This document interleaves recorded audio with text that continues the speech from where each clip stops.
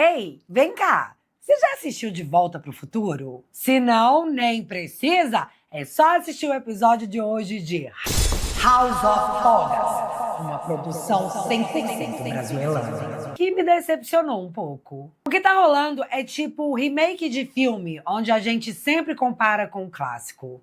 Alexandre, meu filho, eu quase não acreditei que você fez de novo. Antes do vídeo começar, clica no like. E assim, não é caridade, é pura estratégia. Porque o algoritmo, ele é interesseiro e ele só espalha o que recebe. Então, gente, deixe seu like para esse vídeo atravessar a bolha, invadir timelines distraídas e causar aquela leve reflexão bem desconfortável num petista distraído. Pois é, dá um like e contribua com essa boa causa. Mas então, bora. Tava lá você curtindo o carnaval com a sua família, enfiado num sítio, na casa da sua tia, fazendo o churrasco da sua família super em conserva. Aliás, que tiro no pé, hein, Sidônio? Falarei sobre isso mais tarde, o fiasco do Carnalula. Então fica aí. E aí você volta pro mundo real e descobre que durante o feriado, Alexandre autorizou uma operação contra auditores da Receita Federal. E mais, que expôs o nome dos caras pra todo mundo ver numa investigação preliminar. O Banco Master tá em sigilo, mas auditor da Receita, bora expor pra geral.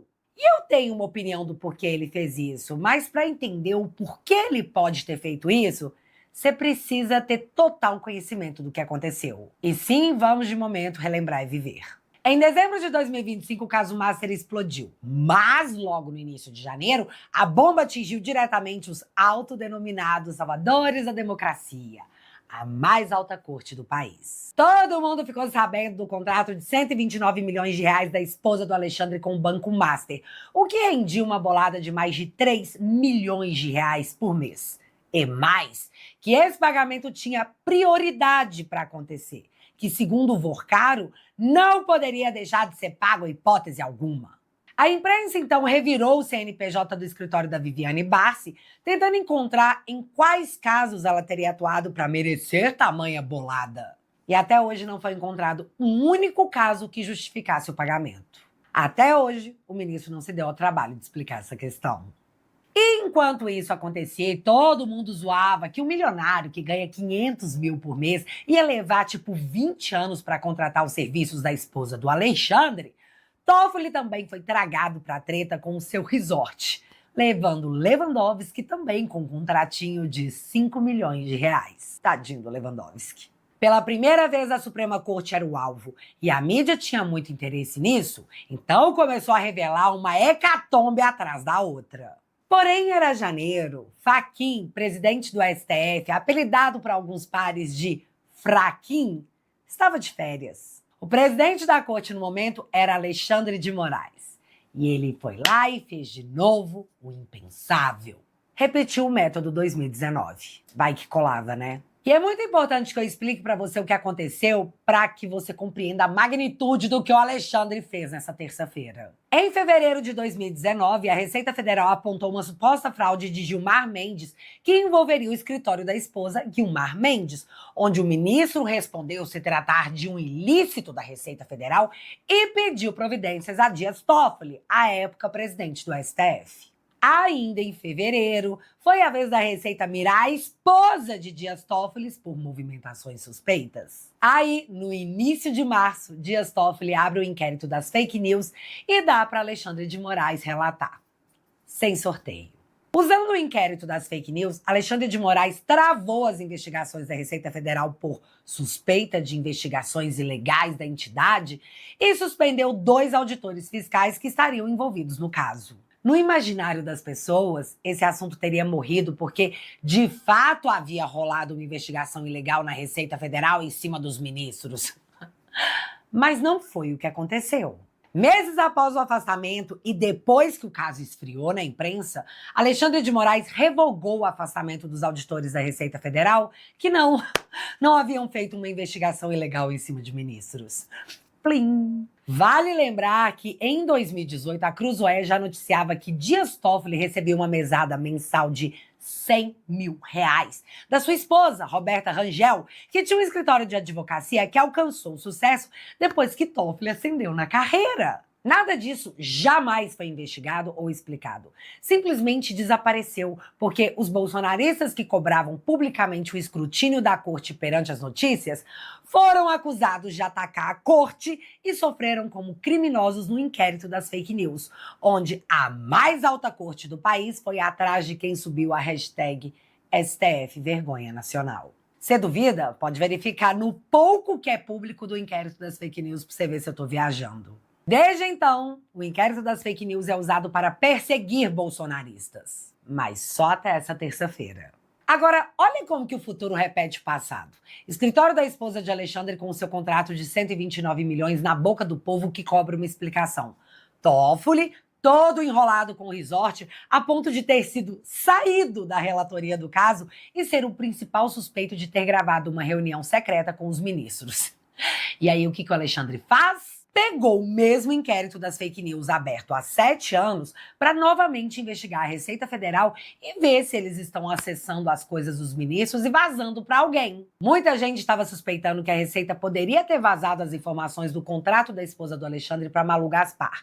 Só que é só pensar um tiquinho, sabe? Nem precisa fazer muita força para você ver que isso não faz sentido. A Malu Gaspar teve acesso ao contrato. E a Receita Federal não armazena contrato. Logo, não foi a Receita que soprou essa do Alexandre para a imprensa. Mas será que sopraram do Toffoli? Do Lewandowski? Para tirar essa pulguinha de trás da orelha, o Alexandre fez uma lista com 100 nomes de parentes dos ministros e determinou que a Receita Federal fizesse uma espécie de varredura para saber se alguém havia acessado os dados dessas pessoas, no que novamente seria uma investigação ilegal da Receita Federal. Mesmo argumento de 2019. Pois é. E o mais louco é que não existia um indício para tal investigação.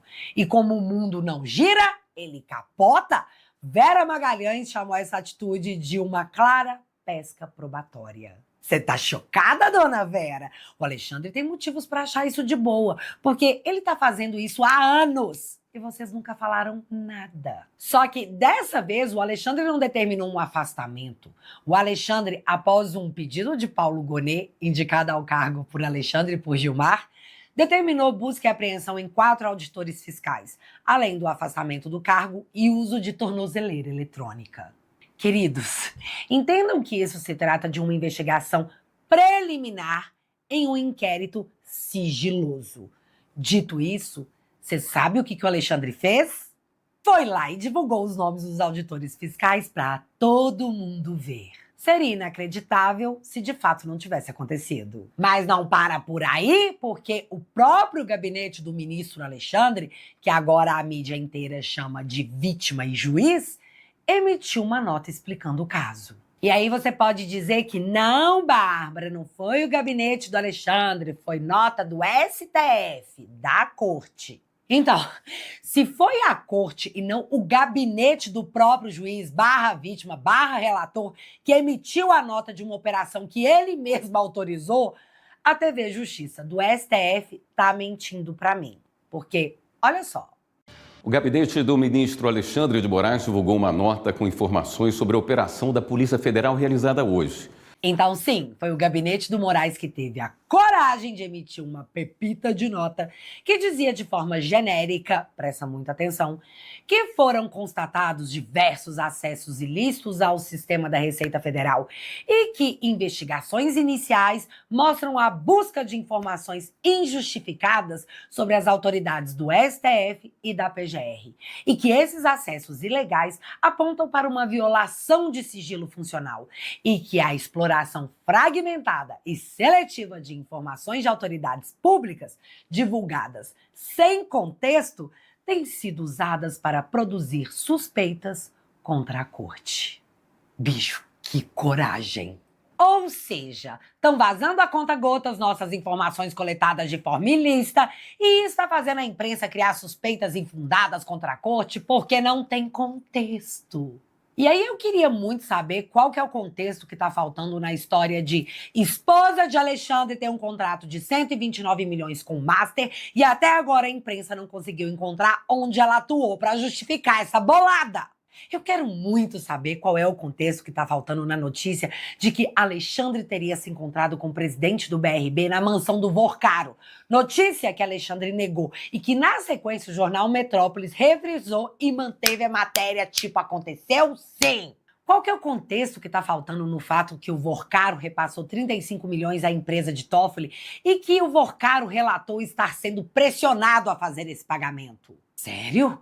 Se tá faltando um contexto que explicaria tudo isso, eu gostaria muito que os ministros viessem a público dá-los à sociedade. Mas voltando ao caso. Conversando com algumas pessoas, a impressão que eles ficaram é que o Alexandre acreditou estar criando a tempestade perfeita para jogar a culpa, que ainda não sabemos se de fato são culpados, porque a investigação é preliminar e sigilosa, nos auditores da Receita pelos vazamentos e, futuramente, se Toffoli ou Alexandre acabarem respondendo de forma legal por tudo isso, o processo seja anulado. Afinal, as provas teriam sido obtidas de maneira ilegal. E mais, a suspeita é de que, indo atrás dos auditores, possa se descobrir a fonte da imprensa que revelou tudo o que estamos acompanhando desde o final do ano passado. Mas só tem um problema muito grande no meio de todo esse suposto plano, se é que ele existe, porque isso tudo é teoria conspiratória, vozes da cabeça das pessoas. Dessa vez não tem mais um Bolsonaro pro Alexandre derrubar e a imprensa, assim como os juristas, passarem pano para tudo que o imperador faz. O Bolsonaro tá preso. Não tem a desculpa de não podemos melindrar os ministros, porque senão quem vai derrubar o Bolsonaro? E sem essa carta na manga, o pau comeu.